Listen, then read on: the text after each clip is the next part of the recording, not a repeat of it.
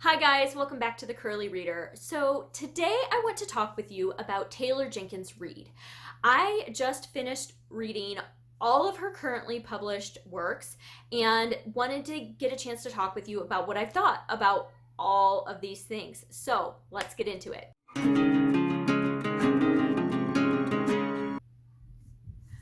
So currently Taylor Jenkins Reid has 7 items published. She has 6 full-length novels and 1 short story.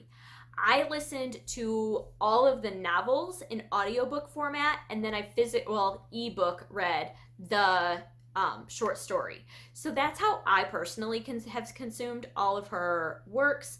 So that's what I'm going to be referring to in this video. Taylor Jenkins Reid's works have a definitive dividing point in them. Her first 4 novels were definitely contemporary romance-centered novels.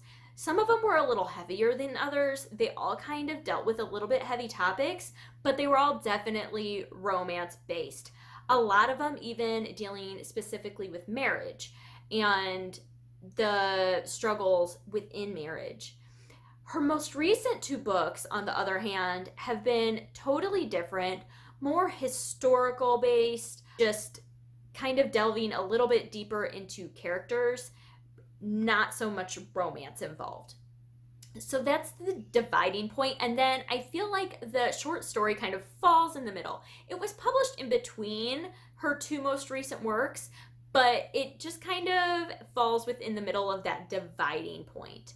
So let's really quickly go over each of these 7 books, and I will let you know kind of what they're about.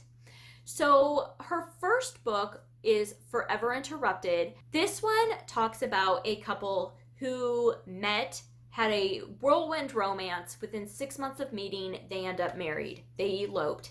And then within 9 or 10 days of them getting married, this woman's husband is killed in a bike accident. And it just kind of deals with the fallout of that. She goes to the husband after her husband is taken there in an ambulance and meets her mother-in-law for the first time.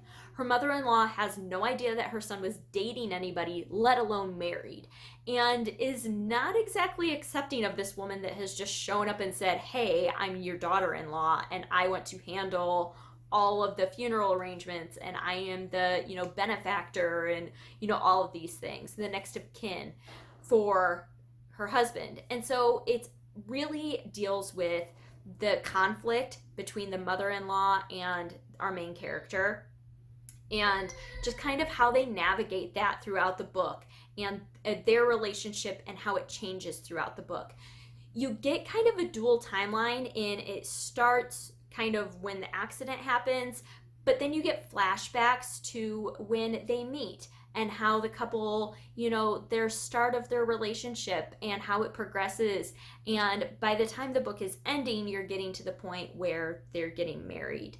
And so that kind of, you start here and here, and then it progresses, and where it ends is kind of where the first part starts. So you get kind of that dual timeline. This is one that I really enjoyed.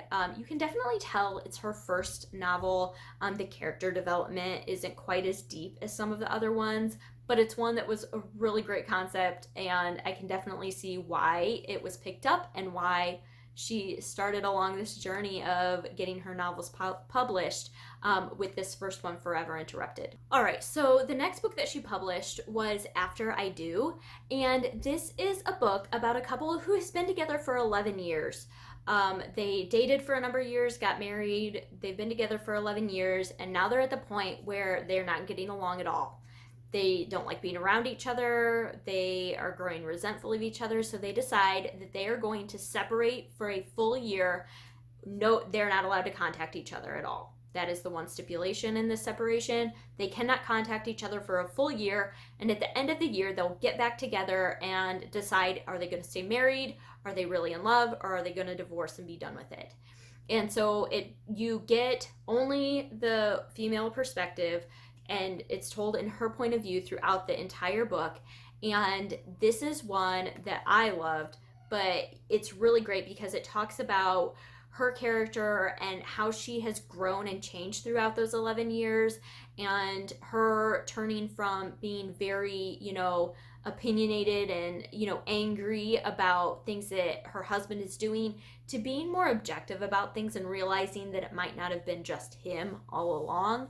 You also get perspective from her mom and her sister, who have very different relationship experiences. Her mom is kind of dating this guy and doesn't want to settle down and is kind of getting, cold feet about settling down with a guy. And her friend, who has been married and is, also having issues here and there within marriage. And her grandmother that she's very close with is ill. And so you're having, that kind of drama going on there. And you're just kind of getting all these different women's perspectives on this situation. So I really enjoyed this one, but that's kind of what After I Do is about. And, at the end, you get to find out if they stay together or separate or split up permanently. So that was After I Do. The next one that she published is Maybe in Another Life. And this is one that is completely different from anything else that she's written. And it's that way in the point that you're following our main character who moves from New York to California. Once she gets in California, she kind of reconnects with her long lost ex-boyfriend, high school sweetheart. And they're out at a bar one night, and he asks if she wants to come home with him or if he wants to take her home, one or the other. Either way, that is kind of our splitting off point. And at that point, we follow two parallel storylines. One in which she says, yes, I want to go home with you. And the other in which she says no, and she goes home with her other friend.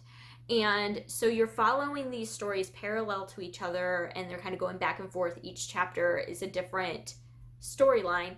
But you're following just the importance of the decisions we make and how they affect our life moving forward. Each of the stories are very, very different. They have similar themes, but they're very, very different paths that she goes down as a result of this one decision. And so I thought it was a very clever story in taking that starting off point and then showing how that decision will impact the rest of your life. So that was Maybe in Another Life. After that, she published One True Loves. This is one where we follow our main character who has married kind of her high school sweetheart, and he ends up on their 1-year wedding anniversary. He's in a helicopter crash, and the helicopter disappears, and they can't find the helicopter, they can't find any survivors, and he's presumed dead. And so she kind of moves back home with her parents and is grieving. It's a very deep grief. She's heartbroken, and as we kind of follow her story as she begins to heal, she meets another acquaintance from high school again, and they end up starting a relationship. And it really gets into, how she is able to move on and why she's able to move on and the hurdles that she goes through in order to get to that point. And so she starts this relationship with this other person, and she's out to dinner with her fiance now. She's gotten to that point, and her parents, and she gets this phone call that her husband's alive and he's coming home. And so she has to make a decision, like, am I going to stay with this new guy that I'm engaged to, or am I going to go back to my husband who has been missing this whole time? And that's the starting off point. So that was no spoilers. I know it sounded like a lot of spoilers. It was not. That was like the first chapter, like first couple of pages is the phone call from, her husband. And so, that's kind of where the story goes, and you really get into the heart of her battling back and forth on making this decision and the heartbreak that she's going through either way, and because she loves both of these men. And so I think that throughout these 4 contemporary novels, from Forever Interrupted up to One True Loves, you really see Taylor Jenkins Reid grow as an author and really digging into the internal struggle of the character and the character development that happens from her first book to her 4th book. There's a big difference. And all of the stories were fantastic, but I think that aspect of it really grows from the first to the fourth book. So after One True Love, Taylor Jenkins Reid publishes The Seven Husbands of Evelyn Hugo, and this was kind of the one book that really started the TJR craze that everybody is in now, and rightfully so. This book, it follows our main character, Evelyn Hugo, and it's kind of told in a historical aspect. We first are introduced to a reporter, Monique, and she is kind of summoned to Evelyn Hugo's home. Evelyn Hugo is this huge celebrity. She is very, very, very famous. You know, think Elizabeth Taylor, Marilyn Monroe, that sort of thing. Huge actress, but she's very seclusive, very secretive about her life. And she summons this reporter who is a very little known reporter, you know, kind of bottom of the barrel sort of thing. Summons her, says she's going to give her an interview, but when the reporter gets there, she finds out that in actuality, Evelyn Hugo wants to tell her life story, and she wants this reporter to write it up and publish it. And so throughout this story, you're hearing Evelyn Hugo tell her life story. And she famously has 7 husbands, so you get to find out why she has 7 husbands, what's the importance of all of them, the role that each of them plays in her life. You hear a lot about her acting career and how she really struggled with it and how she really made herself who she was. She didn't stand up on anybody else. She's the one that took charge of her own destiny. And, you know, the big question in the book is, who was your true love? You know, of all these people that you were married to, of all these husbands, who was your one true love? And so you get to hear that throughout the end of the story. This book was very, very, very different from anything else Taylor Jenkins Reid had written prior to that. This was the first Taylor Jenkins Reid book that I read, and it was fantastic. I loved it. But yeah, so this is kind of what started the Taylor Jenkins Reid, you know, fan base that is now today. After Seven Husbands, she published The Evidence of the Affair, which is a short story that you can find on Amazon. It's free with Amazon Prime. I don't know, if you don't have Amazon Prime, what that is, you know, what that looks like. But I was able to access it free through Kindle with Amazon Prime, and I read this. This is an epistolary short story told all in letters. And the first letter is this woman sending a letter to this man saying, "Hi, I don't know you, but I'm pretty sure that my husband is sleeping with your wife." And that's the starting off point, and it just kind of goes from there. They write back and forth. You're getting only letters back and forth from these two people. And yeah, it took just, you know, an hour or so to read, maybe a little bit more, depending on how fast you read. But yeah, it was absolutely fantastic though. And there is a like Easter egg mention of Daisy Jones in this short story, so that was kind of fun. But that was her short story. And then after that, and most recently, she has published Daisy Jones and the Six, which is huge. Okay, everybody has read this. Everybody has loved it. This is a story that is told in all interview format, and it follows Daisy Jones, who is this famous singer in the 70s, and a band called The Six, and their collaboration, and how they got together to collaborate, and then how The Six and Daisy Jones kind of all fell apart, and the drama between the band members. It talks a lot about the music industry at the time. There's a lot of drugs and alcohol and that kind of stuff involved, but that's kind of the basis of the book. And so, yeah, I will say this one, if you are going to read this one, highly suggest audiobook because it's told in all interview format. It is a full cast audiobook, and it definitely lends itself very easily to audiobook format, and I think that that's probably the best way to consume it. So anyway, those are all of Taylor Jenkins Reid's books. Now, very briefly, I want to talk with you about my feelings about the books and kind of how I rank them. So for me, I have a couple of really standout favorites, and then the rest of them just kind of fall into I really enjoyed them, but they weren't my favorite kind of category. I will say as much as everybody loves Seven Husbands of Evelyn Hugo and Daisy Jones and the Six, I loved Seven Husbands of Evelyn Hugo. I was personally not a huge fan of Daisy Jones and the Six. I see its literary merit. I think it is a fantastic book.